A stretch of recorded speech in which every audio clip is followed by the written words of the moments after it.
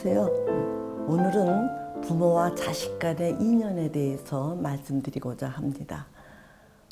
이제 사람들은 흔히 말하기를 삶에 가장 영향을 미치는 세 관계를 꼽으라면은 부모와의 관계, 즉 어떤 부모를 만나서 어떠한 영향을 받았느냐, 또 두 번째가 배우자와의 관계, 어떤 이제 그 반려자를 만나서 이 알콩달콩 또는 아주 위태롭게 살았느냐의 여부, 또 세 번째는 어떤 자식을 낳아 키우게 됨으로써 이제 삶의 노년기에 들어서서 어떠한 영향을 받느냐, 이렇게 크게 세 가지 인간관계를 가장 중요하다고 꼽거든요.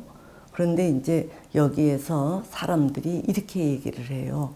어떤 부모를 만나느냐 하는 것도 내가 선택할 수 없고, 또 어떠한 자녀를 내가 갖느냐 하는 것도 내 자유의지대로 선택할 수가 없다. 그러니까 이 중요한 세 관계에서 내가 선택할 수 있는 유일한 대상이 배우자라는 거예요. 그러니까 이제 사람들은 자, 그래서 가장 긴 세월을 함께하는 배우자를 잘 만나기 위해서 소개받아서는 그냥 마냥 놀러만 다닐 게 아니라 이제 사귀는 동안 그 사람의 됨됨이가 어떠한지, 자기와 잘 맞는지, 또 그 사람의 부족한 점은 어떤 건지, 이런 것들을 잘 살펴서 이제 배우자로 맞이하라, 이렇게 얘기하지요. 저도 이러한 얘기에 상당히 수긍을 하면서도 요 근래에 들어서서는 정말 내가 선택할 수 있는 대상이 배우자뿐일까, 이런 의문을 갖게 되었어요. 즉 전에는 이제 사람들이 흔히 그렇게 말하는 거, 즉 내가 고를 수 있는, 내가 선택할 수 있는 대상은 배우자뿐이라는 거에 동조를 했으나 요즘에는 아니다, 오히려 내가 선택할 수 있는 대상은 이 부모가 아닐까 하는 생각을 하게 돼요. 이제 꼭 부모만이 아니라 부모 및 자식도 내가 선택하는 대상일지 모르겠다라는 생각을 합니다.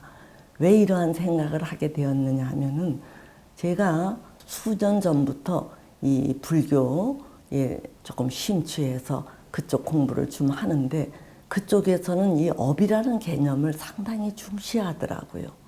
그래서 사람들은 다 이제 어떤 행위를 하는 게 다 업 아니겠어요? 이 업을 지으면은 반드시 그 업에 따른 과보가 뒤따른다고 해요. 업에 이 과보가 뒤따르는데 사람들은 그 과보를 피할 수가 없다 그래요. 그런데 이제 우리가 이게 자기 몸이 허물어지잖아요. 허물어져서 죽음을 맞이하게 되면은 그 자기는 그 자기의 업에 걸맞는 그 대상을 찾아서 거기에 가서 수태가 된다는 거예요. 그러니까 내가 복을 많이 지었으면은 복된 부모를 만나는 거고, 내가 참 각박하게 살아서 이 악업을 많이 지었으면은 아주 초라한 이제 그 대상을 부모로 맞이해서 이 세상에 태어난다고 하더라고요. 이제 이렇게 되면은 뭐 불가피하게 이제 그 윤회라는 개념도 뒤따라오기는 하는데, 그게 어떤 분들은 윤회라는 개념에 대해서 저항감을 가지실 것도 같아요. 그래서 저도 이게 확인되지 않는 윤회에 대해서 뭐 자세히 논의할 생각은 없고, 다만 내가 어떤 부모를 만나느냐, 또는 내가 어떤 자식을 낳느냐 하는 게 내가 선택할 수 없이 그냥 주어지는 게 아니라 자기가 복 지은 대로 선택하는 대상이니까, 그 대상에 대해서 막 너무 원망하거나 불평불만하거나 이렇게 속상해 하실 거 없다는 얘기예요. 자, 그러니까 우리가 어차피 이렇게 다 자기 업에 지은, 업에 의한 과보대로 사는 거니까 이왕 업을 지으려면 선업을 지으라는 얘기예요. 이제 어차피 이제 업을 지으라면 선업을 지으라고 하는데, 사실 불가에서는 이 윤회를 거듭하면서 태어나는 것을 고통이라고 여기거든요. 그래서 그런 것을 스탑하고 싶다면은 아주 이렇게 그 공부를 많이 해서 이런 해탈을 하면은 이제 이런 윤회를 거듭하지 않는다고 해요. 그러니까 뭐 그것까지는 잘 모르겠고, 하여튼 우리가 이왕 업을 짓는 거라면 선업을 지어서 좋은 부모 휘하에 가서 태어나고 또 좋은 선업을 가진 자를 자녀로 맞이하는 게 아주 중요하다고 여깁니다. 이제 얼마 전에 어떤 부인이 저에게 상담을 받으러 와서 자기 부모가 참 못났다.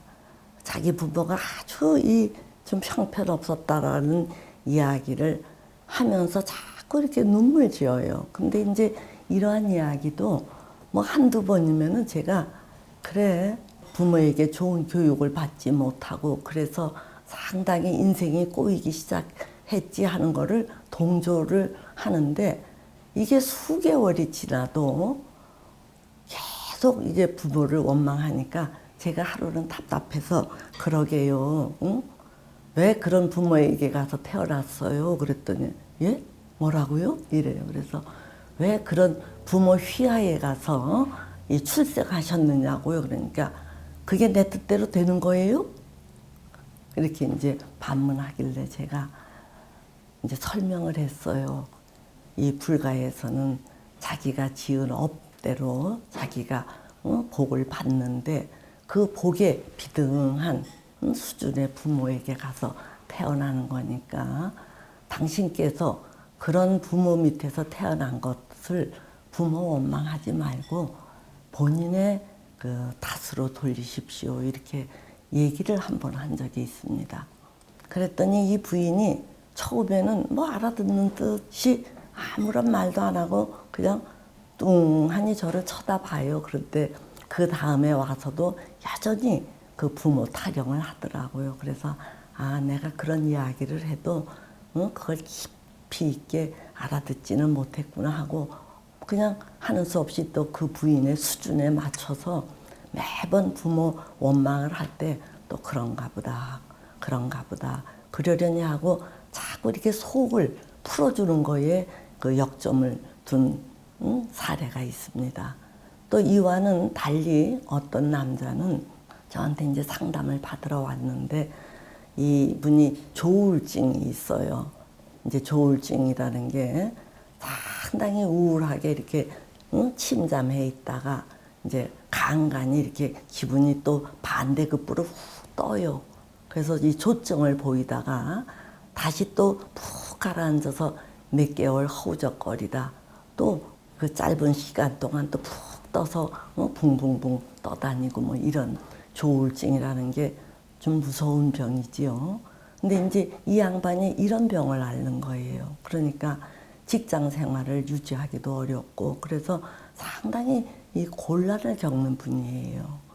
그래서 이제 이 양반은 자기 어머니 그 가게 쪽에서 이런 질병이 왔다고 여기더라고요. 그래서 자기 어머니에 대한 이 탓을 한 몇 차례 하길래 제가 어느 날 그랬어요.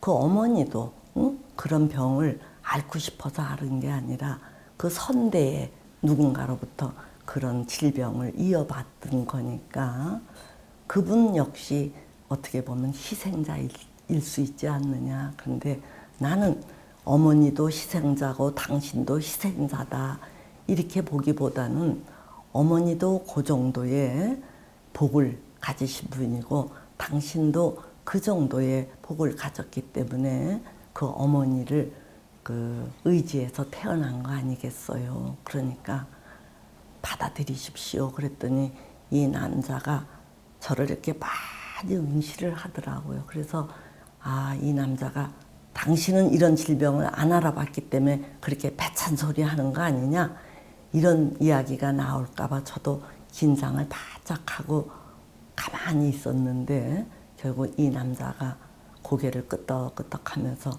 잘 알겠습니다. 다시는 이런 이 못난 푸념을 하지 않겠다라고 이 얘기를 해서 제가 저도 모르게 굉장히 이렇게 박수를 치듯이 이 고마워했던 적이 있어요.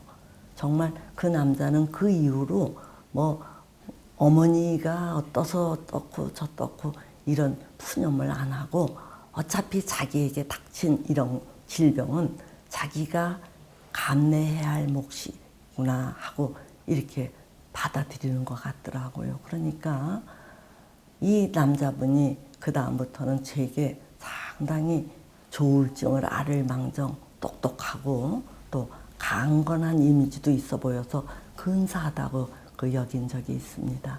그래서 저는 이렇게 우리가 현재 겪고 있는 많은 거, 특히 수용하기 어려운 어떤 문제가 있을 때 그거를 그 외부 탓으로 돌리거나 또는 부모 탓 또는 유전 DNA 탓으로 돌리기보다는 자 이제 이런 여러 가지 악조건을 내가 맞이하는 것은 내가 잘 자각하지 못하더라도 그 어떤 과보가 아닐까 하고 수용하는 자세를 지녔으면 합니다. 이렇게 우리가 자기에게 닥친 이 불운을 수용하게 되면은 어떤 게 근사해 보이느냐 하면 그 사람이 상당히 뭔가 깊이가 있어 보이고 또 그 깊이가 있기 때문인지 이 사는 게 훨씬 이게 좀 안정되어 보여요. 그래서 불행한 가운데서라도 우리가 조금 더 깊이 있고 안정되게 이렇게 자기의 삶을 유지하면 훨씬 낫지 않겠어요?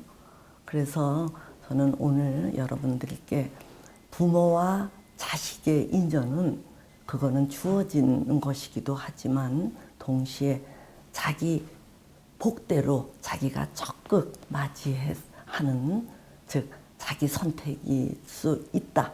이런 것들을 여러분들이 잘 곱씹어 보시고 자신의 주어진 상황을 잘 수용하셨으면 합니다. 예, 오늘은 여기까지 하도록 하지요.